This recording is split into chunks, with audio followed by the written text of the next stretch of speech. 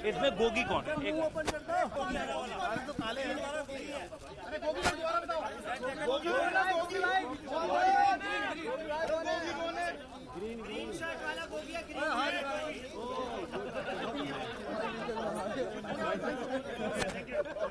तो आदाब, नमस्कार, गुड इवनिंग, सत श्री अकाल। एक बार फिर आप तमाम लोगों का स्वागत है क्राइम तक की कहानी के इस एपिसोड में। उम्मीद है पूरी फैमिली अच्छी होगी। आज कहानी से पहले आपको एक झलकियां दिखाई। दीपक से कहा था कि ये जो वीडियो 17-19 सेकंड का ये वीडियो करीब 1.25 साल पुराना था। गुरुग्राम यानी गुड़गांव के सेक्टर 83 में 7 मार्च 2020 7 मार्च 2020 का ये वीडियो है। इस वीडियो की कहानी यह है कि दिल्ली पुलिस की स्पेशल सेल को 6 मार्च की रात एक खबर मिलती है। खबर यह कि करीब 6 लाख का इनामी बदमाश जितेंद्र गोगी ये अपने साथियों के साथ गुरुग्राम के सेक्टर 83 के एक अपार्टमेंट में छुपा हुआ है। अब गोगी कितना खतरनाक था इसका अंदाज़ा इससे लगा सकते हैं कि 2016 में इसको कोर्ट में पेश करने के लिए जींद ले जाया जाता हरियाणा में दिल्ली पुलिस की वैन में। इसके साथियों ने बीच रास्ते में वैन को ओवरटेक करके दिल्ली पुलिस की आंखों में मिर्ची के पाउडर डाले और फायरिंग की और गोगी को उनकी कस्टडी से छुड़ाकर भाग गए। इसके बाद हरियाणा सरकार ने भी इनाम रखा गोगी पर, करीब 2 लाख रुपए का। दिल्ली पुलिस का था ही था 4 लाख रुपए का, तो 6 लाख का इनामी बदमाश अब ये फरार चल रहा था। और इसी दौरान भी ये खबर मिली कि गुरुग्राम में यानी कि पुराने गुड़गांव में ये छुपा हुआ एक अपार्टमेंट में करीब 80 पुलिस वाले और कमांडो। किसी एक क्रिमिनल को पकड़ने के लिए ये बहुत बड़ी तादाद होती है। बसों में भरकर गुरुग्राम पहुंचती है रात को ही 6 मार्च की, और 7 मार्च की सुबह सुबह करीब 5 बजे उस अपार्टमेंट को चारों तरफ से घेर लेती है फिल्मी स्टाइल में। हरियाणा पुलिस की भी मदद लेती है, गुरुग्राम पुलिस के लोग भी साथ में थे। बहुत सारे लोग सुबह 5 बजे उठते हैं वॉक करने के लिए। अब उन्होंने देखा यहाँ पे पुलिस की इतनी भीड़, कमांडो की वर्दी में। लोग घबरा गए, चौंक गए कि पता नहीं यहाँ क्या हो रहा है, कोई टेररिस्ट है, क्या चीज़ होने वाली है। लेकिन खैर थोड़ी देर के बाद लाउड स्पीकर पे अनाउंसमेंट होता है, तब उन्हें पता चलता है कि ये मामला क्या है। पुलिस वाले लाउड स्पीकर पे अनाउंस करते हैं कि जितेंद्र गोगी तुम एक इनामी बदमाश हो, हमें पता है कि तुम इस बिल्डिंग में छुपे हुए हो, अपने हाथ ऊपर करके नीचे आ जाओ, सरेंडर कर दो, वरना जान से मारे जाओगे। थोड़ी देर के बाद ये अनाउंसमेंट होता है। इसी दौरान में उसी बिल्डिंग के एक बालकोनी पे 3-4 लोग आते हैं। एक के हाथ में मोबाइल था, वो मोबाइल पे अपना फिर वीडियो बनाता है 19 सेकंड का, वही वीडियो जो अभी आपको मैंने शुरू में दिखाया। उसमें उसने ये कहा था कि असल में ये वीडियो जो बनाने की कहानी थी वो ये कि जितेंद्र गोगी को मालूम था कि स्पेशल सेल या पुलिस की टीम ज़रा सा भी कुछ उसने किया एनकाउंटर कर देगी, और उसे अपने एनकाउंटर का डर था। तो उसे लगा कि इस वीडियो को बनाकर उसने सोशल मीडिया पे डाल भी दिया तो इससे उसकी जान बच जाएगी कि देखो मैं निहत्था हूँ, हथियार नहीं है, मैं सरेंडर कर रहा हूँ। खैर इसके बाद वो नीचे आता है हाथ उठाकर और उसे गिरफ्तार कर लिया जाता है। उसके और उसके साथ कुछ उसके दोस्त थे, कुछ हथियार भी मिलते हैं, और फिर गिरफ्तारी के बाद अदालत में पेश किया जाता है। फिर वहाँ से उसको रोहिणी जेल में शिफ्ट कर दिया जाता है। मार्च 2020 से लेकर आज 24 सितंबर 2021 तक जितेंद्र गोगी रोहिणी की जेल में ही बंद था। इस दौरान में अलग अलग केस की सुनवाई के सिलसिले में उसको रोहिणी कोर्ट ले जाया जाता था। आज 24 सितंबर को लंच से पहले उसका एक केस लिस्टेड था रोहिणी की कोर्ट में, कोर्ट नंबर 207, और ये कोर्ट था NDPS कोर्ट, यानी जहां ड्रग्स के मामले की सुनवाई होती है। इसके अलावा और कोई सुनवाई नहीं होती। तो कमरा नंबर 207 में अमनदीप सिंह जो स्पेशल जज थे NDPS कोर्ट के, उनके कमरे में ये सुनवाई होनी थी। रोहिणी जेल से सुबह करीब 10 बजे के आसपास जेल की वैन में जितेंद्र गोगी को पुलिस की सुरक्षा में रोहिणी जेल से निकालकर रोहिणी कोर्ट पहुंचाया जाता है। चूँकि उसके मुकदमे की सुनवाई थोड़ी देर में होनी थी, तो तरीका यही होता है कि जब आप कैदी को जेल से लेकर कोर्ट आते हैं तो सबसे पहले जेल के कंपाउंड के अंदर ही एक लॉकअप होता है, उसमें आप उसको रख देते हैं, और जब सुनवाई होती है उससे आप 5-10 मिनट पहले उसको निकाल कर फिर कोर्ट रूम में ले जाते हैं। जितेंद्र गोगी को भी लॉकअप में रखा गया। उसके केस की सुनवाई होनी थी करीब 1 बजे, लेकिन 15 मिनट और डिले हो गया। 1:15 पे सुनवाई होनी थी। कमरा नंबर 207। कोर्ट खचाखच भरा हुआ, जज साहब अपनी कुर्सी पर, एक दूसरे मामले की सुनवाई कर रहे थे और इसी दौरान ठीक 1:15 पर जितेंद्र गोगी अब कोर्ट रूम में दाखिल होता है पुलिस की सुरक्षा के बीच, क्योंकि गैंग वॉर और बाकी चीज़ों में उसका बहुत सारी बातें पहले थी तो पुलिस उसको प्रोटेक्ट भी करती थी। तब कोर्ट रूम में दाखिल होता है। कुछ पुलिस वाले जो उसकी सुरक्षा में थे वो कोर्ट रूम के बाहर ही हो जाते हैं। आप परिसर में तो होते हैं, लेकिन कमरे में जज साहब जहाँ बैठते हैं वहाँ पूरी फोर्स नहीं जाती है। तब एक दो पुलिस वालों की मौजूदगी में जितेंद्र गोगी कोर्ट नंबर 207 में दाखिल होता है। अंदर दाखिल होने के बाद उस वक्त तक जज साहब एक दूसरे केस की सुनवाई कर रहे थे। ये दाएं बाएं देखता है और अपनी सीट की कहीं पे खाली जगह हो तो बैठ जाए। एक जगह दिखती है, वो सीट की तरफ बढ़ता है बैठने के लिए, लेकिन अभी वो बैठ पाता कि उससे पहले उसी कोर्ट रूम में पहले से 2 लोग और बैठे हुए थे और वो दोनों वकील की पोशाक में थे, यानी काले कोट में। उनके हुलियों को देखकर पहली नज़र में कोर्ट और कोर्ट रूम में आप यही अंदाज़ा लगाएंगे कि ये वकील हैं।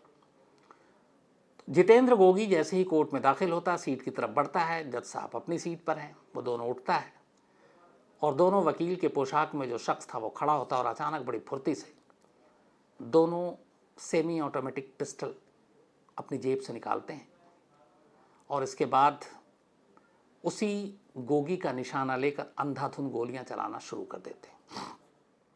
1.5 से 2 मिनट ये फायरिंग चलती है। गोली की आवाज़ सुनते ही कोर्ट रूम में अफरा तफरी मच जाती है। लोग अपनी जान बचाने के लिए भागते हैं, कोई बेंच के, कोई इधर उधर छिपने की कोशिश करता है और हमलावरों का निशाना बड़ा सटीक था। शायद पहली 2-3 गोली ही काम कर चुकी थी क्योंकि वो गोगी को लग चुकी थी और जिस जगह गोगी को गोली लगी उस जगह से जज साहब जहाँ बैठे हुए थे मुश्किल से 2 फीट की दूरी होगी, सिर्फ 2 फीट, और ये सब कुछ जज साहब की आंखों के नज़रों के सामने हुआ। अब गोली चली, हड़कंप मचा, गोली की फायरिंग की आवाज़ आई। दरवाजे के बाहर भी पुलिस वाले और कोर्ट के सुरक्षा के लोग मौजूद थे। पहले तो कुछ किसी को समझ में नहीं आया, सब कुछ इतनी तेज़ी से हुआ। बाद में इसके बाद फिर पुलिस, अब हमलावर गोली चलाकर भागने की कोशिश कर रहे हैं, दूसरी तरफ से पुलिस सामने आ गई। अब इन दोनों के बीच में गोलियां चलनी शुरू हुई। करीब कहते हैं 30 से 40 राउंड गोलियां चली। कुछ देर के बाद इस एनकाउंटर में दोनों हमलावरों की मौत हो जाती है, उन्हें भी गोली लगती है। अब कोर्ट के कमरे में एक और कोर्ट के कमरे के बाहर 2 लोग पड़े हुए हैं। पुलिस जब मुतमईन हो जाती है कि ये दोनों शायद हमला नहीं कर पाएंगे तो तीनों को घायल समझकर आनन फानन में नज़दीक के सरकारी अस्पताल ले जाया जाता है। अस्पताल में तीनों को मुर्दा करार दिया जाता है। इसके बाद अब शिनाख्त होती है तो पता चलता है एक तो ये जितेंद्र गोगी है, दिल्ली पुलिस की तरफ से एक इनामी बदमाश। जो 2 लोग थे फिर उनकी शिनाख्त होती है, उनमें से एक का नाम राहुल पता चलता है और एक का नाम शायद मॉरिस। राहुल के बारे में पता चला कि उसके ऊपर 50,000 रुपये का दिल्ली पुलिस ने इनाम रखा था, यानी वो भी एक क्रिमिनल था। अब इन दोनों नाम सामने आए, कोर्ट के अंदर गोलीबारी, जज साहब के सामने कत्ल। अगर आप तकनीकी रूप से देखें तो कायदे से इस इंसिडेंट के, इस केस के, इस कत्ल के, जो गोगी का चूंकि हुआ तो पहले वो कत्ल ही माना जाएगा। खुद एक जज एक विटनेस बन गए, एक चश्मदीद बन गए। अब इस केस की जब फाइल तैयार होगी, एफआईआर दर्ज तो हो ही गई, जब मुकदमा अदालत में जाएगा तो एक जज साहब इसके एक विटनेस होंगे। मुझे याद नहीं पड़ता कि हिंदुस्तान के इतिहास में एक शायद यूपी में हुआ था कि जज के सामने किसी एक ने एक का कत्ल करके कहा था कि मैंने अपना पिता का बदला ले लिया। अब वो उसमें जज साहब बैठे थे कि नहीं मुझे पता नहीं, लेकिन अगर वो हटा दें तो शायद हिंदुस्तान के इतिहास में ये पहला केस होगा जिसमें एक जज के सामने कोर्ट रूम के अंदर गोलीबारी होती है, शूट आउट होता है और एक कत्ल होता है और उसके बाद 2 लोग एनकाउंटर में मारे जाते हैं। कोर्ट के अंदर, कोर्ट रूम में 30 से 40 राउंड गोलियां चलना, हमलावरों का पिस्टल और हथियार लेकर जाना, ये सवाल खड़े करता है कोर्ट की सुरक्षा को लेकर। अब ऐसा क्यों और ये कत्ल क्यों हुआ? आखिर ऐसा कौन सा दुश्मन था जिसने अपने दुश्मन को मारने के लिए कोर्ट रूम चुना? उसे इस बात का भी डर नहीं था कि जज साहब के सामने गोली चलानी पड़ेगी, मतलब इतना बेखौफ। फिल्मों में ऐसी कहानियाँ बड़ी सुनी हैं, लेकिन रियल लाइफ में शायद ऐसा इंसिडेंट दूसरा नहीं हुआ। तो पता चला शुरुआती तफ्तीश में कि जो दोनों हमलावर थे इन्होंने इस कोर्ट की कई बार रैकी की। मार्च 2020 से लेकर अब तक करीब सवा साल में कई बार पेशी हुई गोगी की। उन्हें मालूम था, उन्हें पहले से भी मालूम था, जब कोर्ट में कोई केस आता है तो एक दिन पहले लिस्टेड हो जाता है कि फ़लाने केस की सुनवाई फ़लाने कोर्ट में होगी, इतने बजे होगी। तो बाकायदा उसके दुश्मन उस पर नज़र रखे हुए थे और आज की पेशी भी कितने बजे होगी, किस कोर्ट में होगी, कौन से जज होंगे, ये सारी चीज़ें दुश्मनों को मालूम थी और इसीलिए उन्होंने पहले रैकी की। तो उन्होंने देखा कि कोर्ट के अंदर गेट से दाखिल होने के लिए अगर आप वकील के पोशाक में हैं, आपने वकील की यूनिफॉर्म पहन रखी है, तो फिर तलाशी वलाशी के नाम पे कुछ नहीं होता। और कई बार तो दिल्ली में ये हुआ भी है कि तलाशी वलाशी को लेकर, आपको याद होगा एक कोर्ट में तो झगड़ा ही हुआ था पहले दिल्ली पुलिस और वकीलों के बीच में। तो आसानी से आप हथियार ले जा सकते हैं, ये दुश्मनों को पता चल गया और उन्होंने इसी का फ़ायदा उठाया। वकील के ड्रेस में आए, हथियार लेकर आए और भरी अदालत में गोली चलाकर अपना काम करके निकल लिए। अब सवाल यह है कि गोगी कौन था, जितेंद्र गोगी, जिसे मारने के लिए इतना बड़ा जोखिम लिया उसके दुश्मन ने, और वो दुश्मन कौन है जिसकी ऐसी दुश्मनी थी कि उसने ये भी नहीं सोचा कि इसका अंजाम क्या होगा। जितेंद्र गोगी दिल्ली में एक अलीपुर इलाका है, आउटर दिल्ली में है, ये वहाँ का रहने वाला था। शुरुआत उसकी ठीक ठाक हुई, पढ़ाई लिखाई भी उसने अपनी स्कूलिंग 12वीं की और फिर उसने दिल्ली यूनिवर्सिटी के एक श्रद्धानंद कॉलेज है उसमें एडमिशन लिया। वो वहीं पढ़ाई करने लगा, ग्रेजुएशन। इत्तेफाक से उसी कॉलेज में इसी दिल्ली के उसी अलीपुर का रहने वाला एक और शख्स जिसका नाम टिल्लू ताजपुरिया था, वो भी पढ़ रहा था। अब टिल्लू ताजपुरिया और गोगी दोनों चूंकि एक ही इलाके से आते थे, फिर कॉलेज में एक साथ थे, दोस्ती हो गई। लेकिन ये दोस्ती तब ख़राब हुई जब स्टूडेंट्स यूनियन का चुनाव शुरू हुआ। दिल्ली यूनिवर्सिटी में हर साल स्टूडेंट्स यूनियन का इलेक्शन होता है, जिसमें एक डूसू का होता है, जिसमें पूरे दिल्ली यूनिवर्सिटी के president, vice president, secretary, general secretary चुने जाते हैं। और हर कॉलेज का अपना अलग अलग होता है। जैसे देश में हमारे यहाँ होता है एक लोकसभा, एक अलग अलग राज्यों का, तो एक प्राइम मिनिस्टर होता है, स्टेट का चीफ मिनिस्टर होता है। तो सेम हम दिल्ली यूनिवर्सिटी में है कि एक ओवरऑल होता है पूरे डूसू का president, Delhi university students union जिसको डूसू कहते हैं, और एक कॉलेज का इंडिविजुअल अपना, हर कॉलेज का प्रेसिडेंट, जनरल सेक्रेटरी। चूँकि मैं DU में पढ़ा हूँ, मैंने भी ऐसे चुनाव में बड़े भाग लिए हैं, बल्कि कई कैंडिडेट के लिए तो कैंपेन भी किया है, कुछ जीते कुछ हारे। तो श्रद्धानंद कॉलेज में ये दोनों एक दूसरे से, इनकी मुलाकात अच्छे से होती है, फिर दोस्ती होती है। लेकिन फिर चुनाव में गोगी किसी और कैंडिडेट को सपोर्ट कर रहा था और जो टिल्लू ताजपुरिया था, इसका एक रिलेटिव था जो चुनाव में खड़ा हुआ था स्टूडेंट्स यूनियन के। अब यहीं पे डूसू के चुनाव में अक्सर बहुत वायलेंस भी होता है, पोस्टर फाड़ना, मारना, पीटना। तो इन दोनों के बीच में यहीं से दुश्मनी की बुनियाद पड़ी चुनाव को लेकर। और फिर इतना हुआ कि ताजपुरिया का जो कैंडिडेट था वो हार गया, दुश्मनी और गहरी हो गई। इसके बाद दोनों में मारपीट हुई, फिर दोनों के धीरे धीरे गैंग बने, कॉलेज इन्होंने छोड़ा और अब धीरे धीरे इत्तेफाक की बात है कि दोनों जुर्म के रास्ते पे चल पड़े। गोगी ने शुरुआत की ज़मीन हड़पने से, लोगों को धमकाने से, वसूली करने से, उगाही करने से। फिर एक वक्त ऐसा आया जब ये सुपारी किलिंग के धंधे में आ गया, सुपारी लेकर लोगों के कत्ल करना। फिर एक्सटॉर्शन के धंधे में आ गया, जबरन वसूली करना। इसका नाम एक बार आया था जब एक दुबई के बिजनेसमैन से इसने 5 करोड़ रुपए मांगे थे। इसके बाद उधर ताजपुरिया भी इसी धंधे में था। अब कॉलेज का चुनाव तक तो ठीक था, अब जब दोनों बाहर आए तो अब ये था कि बड़ा क्रिमिनल कौन, बड़ा गैंगस्टर कौन। और इसके लिए फिर ये और बड़े बड़े गैंगस्टर के साथ इन लोगों ने आपस में दोस्ती करनी शुरू की। तो इनकी दुश्मनी चलती रही। कहते हैं कि 2010 से लेकर 2020 तक 10 सालों में इन दोनों गैंग के बीच आपसी गैंग वॉर में 80 से 100 लोगों की जान गई। 80 to 100 पीपल सिर्फ इन दो गैंग के बीच में, टिल्लू राजपुरिया और जितेंद्र गोगी। इन दोनों के गैंग में कहते हैं 40 से 50 लोग थे। धीरे धीरे इनका गैंग बड़ा होता गया, वर्चस्व की एक लड़ाई शुरू हो गई। अब ये लड़ाई चलती रही, दोनों एक दूसरे को घात लगाकर जब भी मौका मिलता हमला करते, इसमें उनके लोग मारे जाते। आखिरी जो इन दोनों के बीच में गैंगवार हुई थी वो दिल्ली के बुराड़ी इलाके में हुई थी। बुराड़ी वही जहाँ एक फैमिली के 11 लोगों ने एक साथ फांसी के फंदे से लटक कर खुदकुशी कर ली थी, जिसमें अंधविश्वास के चक्कर में पूरी आपको कहानी सुनाई थी। तो उसी बुराड़ी में एक गैंग वॉर होता है और उसमें 3 लोग मारे जाते हैं दोनों तरफ से, और इनकी लड़ाई चलती रही। इस दौरान में टिल्लू जो है वो भी बाद में पकड़ा जाता है, दिल्ली पुलिस उसे गिरफ्तार करती है और इस वक्त वो तिहाड़ जेल में है। 2016 में गोगी भी पकड़ा गया, लेकिन फिर बाद में भाग गया, जो मैंने आपको बताया। लेकिन फिर 7 मार्च 2020 में वो गुरुग्राम से पकड़ा गया। उसके बाद उसको भी ले जाकर रोहिनी जेल में डाल दिया गया।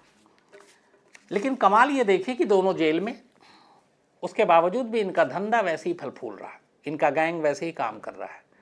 और कमाल देखिए कि आज जो शूट आउट हुआ भरी अदालत में जज के सामने, उस शूट आउट का इशारा और हुक्म भी किसी और ने नहीं दिया, बल्कि टिल्लू ताजपुरिया ने ही दिया, वो भी तिहाड़ जेल में बैठकर। अब सवाल है, ऐसा कैसे मुमकिन है? आप में से बहुत सारे क्राइम तक फैमिली के हमारे मेंबर इंडिया के बाहर रहते हैं, उनके लिए अटपटा होगा, अजीब होगा। लेकिन एक कड़वा सच, एक नंगा सच ये है कि कहते हैं कि हमारे देश में जितने आप बाहर अगर क्रिमिनल हैं और आप बाहर हैं तो आपको एक रिस्क है, फिर भी कभी इनकाउंटर हो जाए, कभी कुछ और दुश्मन मार दे। आप जेल में सुरक्षित भी हैं, आप जेल में आज़ाद भी हैं और आप जेल में मस्त भी हैं। हमारे यहाँ जेल सज़ा के लिए कम, मज़े के लिए शायद ज़्यादा हो गए। तो इसीलिए जितने भी बड़े गैंगस्टर हैं, क्रिमिनल हैं, आप अक्सर सुनते होंगे जेल के अंदर से वो ऑपरेट करते हैं। अब कैसे करते हैं? जेल ऑफिशियल की मिलीभगत होती है और सबसे बड़ा हथियार होता है एक मोबाइल फ़ोन।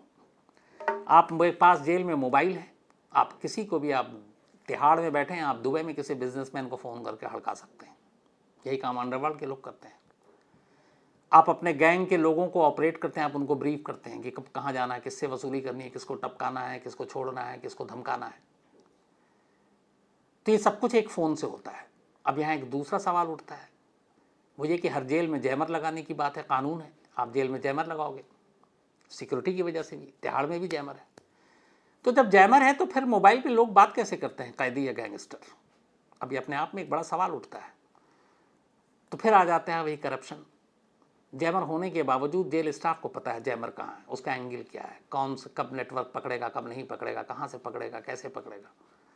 तो अगर आपकी पहुँच है, आपके पास पैसे हैं, आपने जेल स्टाफ को पैसे दिए, आराम से आप जैमर को अनजैम कर सकते हैं, आराम से आप नेटवर्क का यूज़ कर सकते हैं, फ़ोन कर सकते हैं। और हर हफ्ते हमारे यहाँ तो फैशन है, किसी भी जेल से खबर आती है, फ़लाने जेल से इतने मोबाइल मिले, फ़लाने से इतने मिले।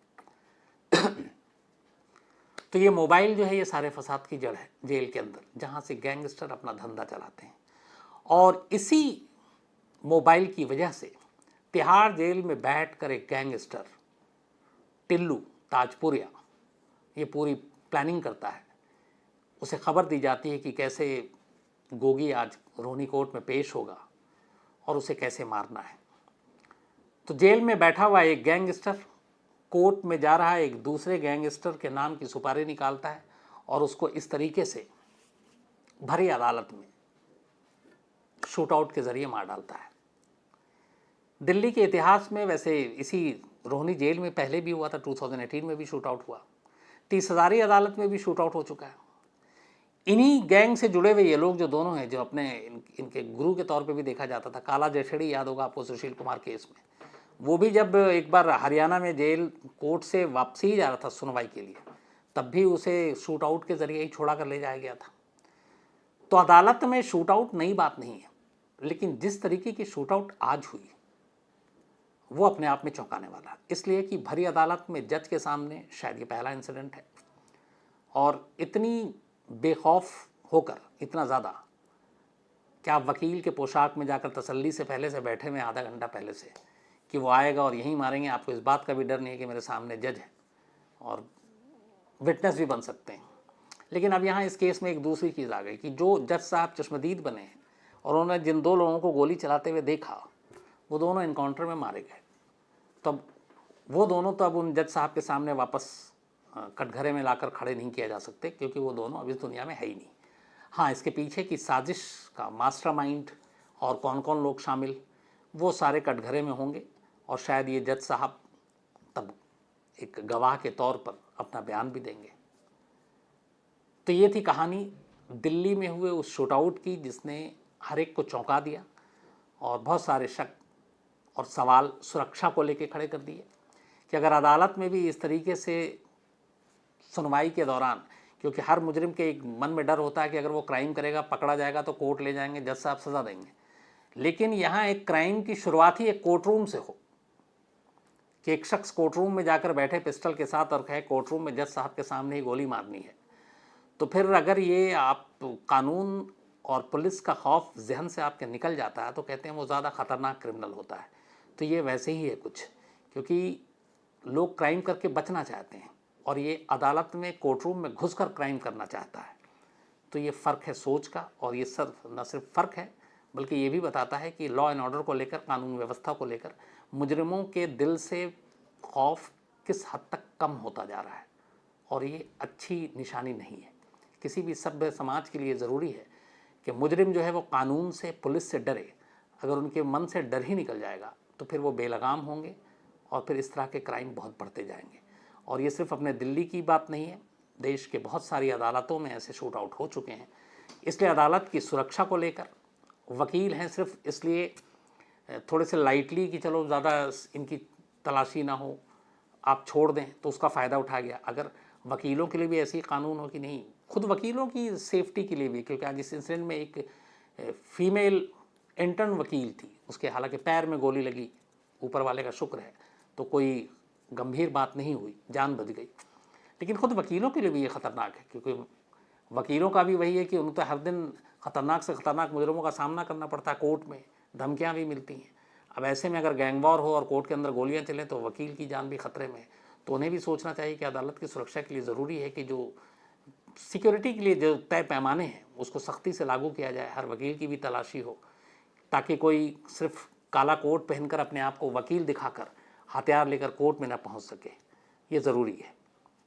तो आज कहानी में इतना ही। अब आपसे मुलाकात होगी कल रात 9 बजे किसी नई कहानी के साथ। तब तक अपना ख्याल रखिएगा। Thank you very much.